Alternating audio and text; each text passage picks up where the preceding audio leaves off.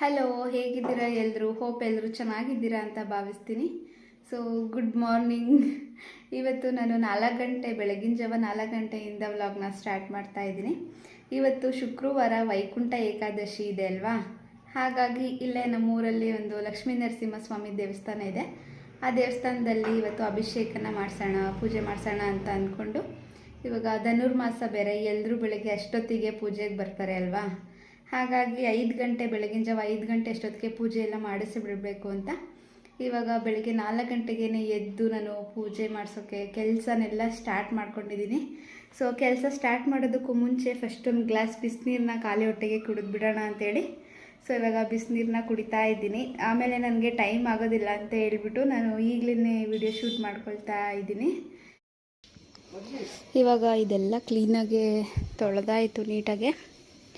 ಇದೆಲ್ಲ ಒಂದು ಸ್ವಲ್ಪ ಡ್ರೈ ಆಗೋಕ್ಕೆ ಬಿಡಬೇಕು, ಆಮೇಲೆ ರಂಗೋಲಿ ಬಿಟ್ಟರೆ ಚೆನ್ನಾಗಿರುತ್ತೆ. ಹೀಗೆ ರಂಗೋಲಿ ಬಿಟ್ಬಿಟ್ರೆ ನೀರೆಲ್ಲ ಹಾಗೆ ಇರುತ್ತಲ್ವ, ಸರಿ ಹೋಗಲ್ಲ. ಹಾಗಾಗಿ ಈಗ ಒಳಗಡೆ ಹೋಗಿ ಫಸ್ಟ್ ನೆಲ ಎಲ್ಲ ಒರೆಸ್ಕೊಂಡು ಬಿಡ್ತೀನಿ, ಆಮೇಲೆ ಇದನ್ನು ನೋಡ್ಕೊಳ್ತೀನಿ.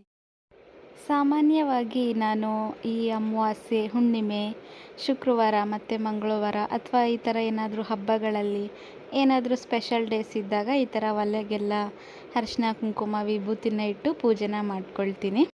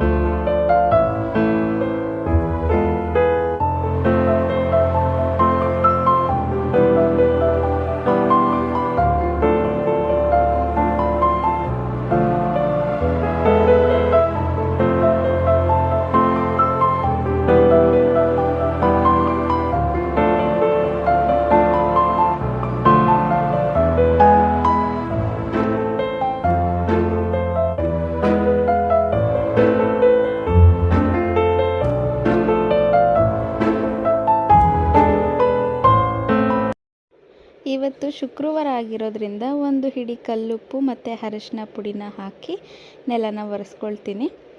ನಾನು ನೆಲ ಎಲ್ಲ ಒರೆಸ್ಕೊಂಡು ಒಳಗಡೆ ಕ್ಲೀನ್ ಮಾಡ್ಕೊಂಡು ಬರೋಷ್ಟೊತ್ತಿಗೆ ನೆಲ ಎಲ್ಲ ಸ್ವಲ್ಪ ಹೊರಗಡೆ ಡ್ರೈ ಆಗಿತ್ತು.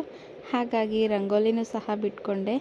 ತುಂಬ ಚೆನ್ನಾಗಿ ಕಾಣ್ತಾ ಇತ್ತು, ಆದರೆ ತುಂಬ ಚಳಿ ಇತ್ತು.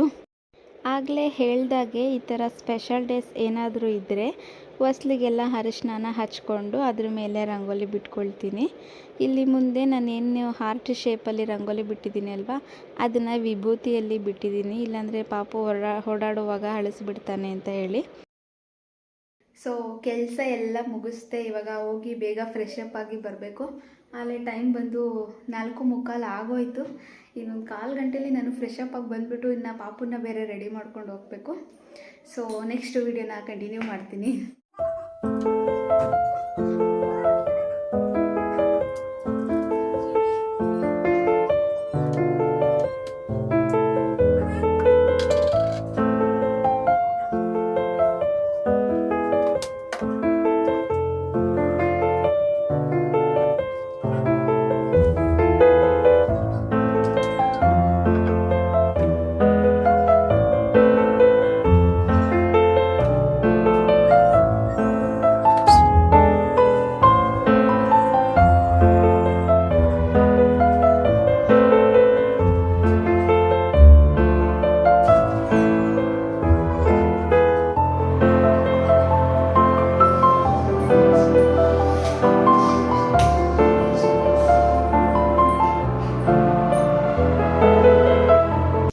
ಸೊ ಪೂಜೆಗೆ ಐಟಮ್ಸ್ನೆಲ್ಲ ಬ್ಯಾಗಿಗೆ ಹಾಕ್ಕೊಂಡು ರೆಡಿ ಮಾಡಿ ಇಟ್ಕೊಂಡಿದ್ದೀವಿ.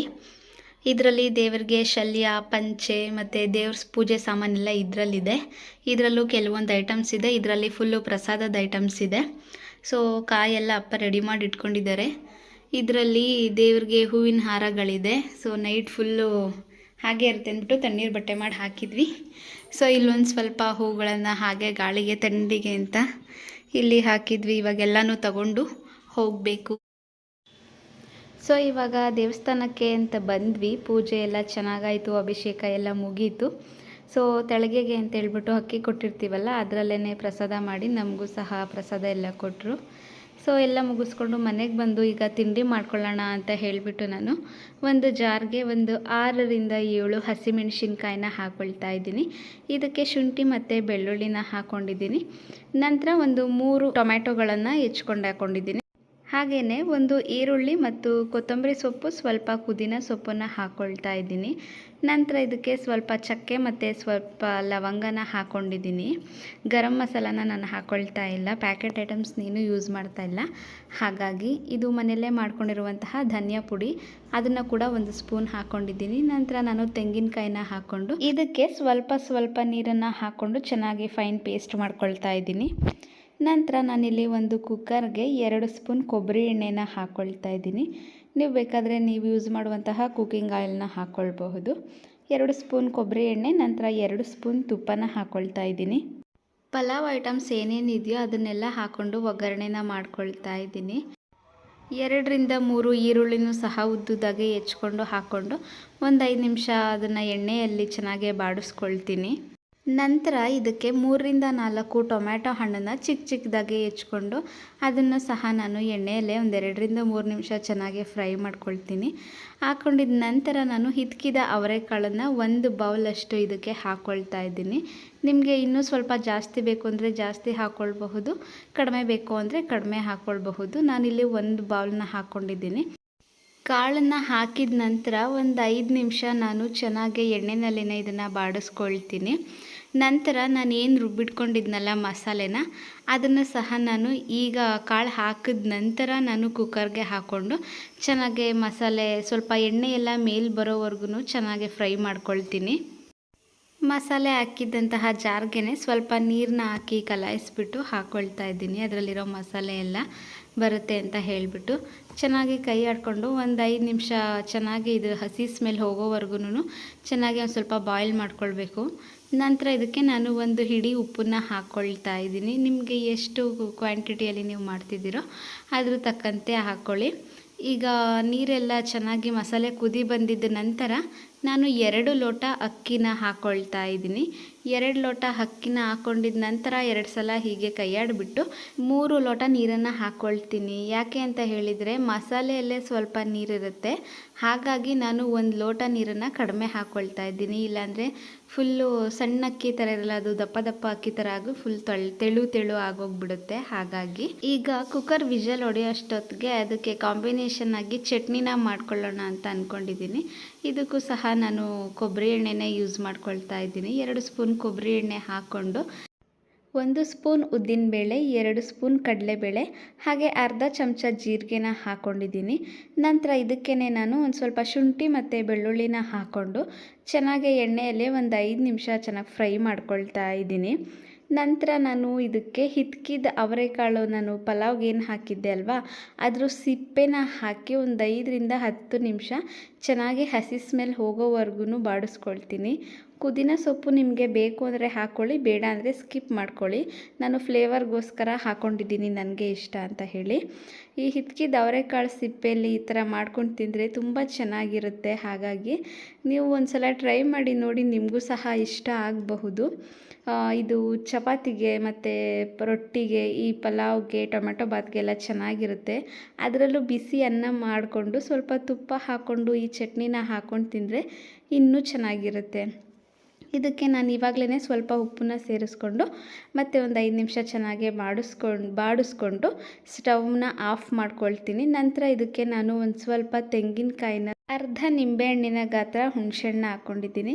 ಇನ್ನೊಂದೇನು ಅಂದರೆ ಒಗ್ಗರಣೆಗೆ ನಾನು ಹಸಿಮೆಣ್ಸಿನ್ಕಾಯಿನ ಹಾಕ್ಕೊಳ್ಳೋದು ಮರ್ತೇ ಹೋಗಿದ್ದೆ, ಹಾಗಾಗಿ ಇಲ್ಲಿ ಲಾಸ್ಟ್ಗೆ ಹಾಗೆ ಆ್ಯಡ್ ಮಾಡ್ಕೊಂಡಿದ್ದೀನಿ. ಇದೆಲ್ಲ ಸ್ವಲ್ಪ ತಣ್ಣಗಾಗಕ್ಕೆ ಬಿಟ್ಬಿಟ್ಟು ನಾನು ಒಂದು ಮಿಕ್ಸಿ ಜಾರ್ಗೆ ಹಾಕ್ಕೊಂಡು ಸ್ವಲ್ಪನೇ ನೀರು ಹಾಕ್ಕೊಳ್ತಾ ಇದನ್ನು ಗ್ರೈಂಡ್ ಮಾಡ್ಕೊಳ್ತೀನಿ. ಇದು ಸ್ವಲ್ಪ ದಪ್ಪ ರುಬ್ಕೊಂಡ್ರೆ ಚೆನ್ನಾಗಿರುತ್ತೆ. ಫುಲ್ಲು ನೈಸ್ ಪೇಸ್ಟ್ ಆದರೆ ತಿನ್ನೋದಕ್ಕೆ ಅಷ್ಟು ಚೆನ್ನಾಗಿರಲ್ಲ.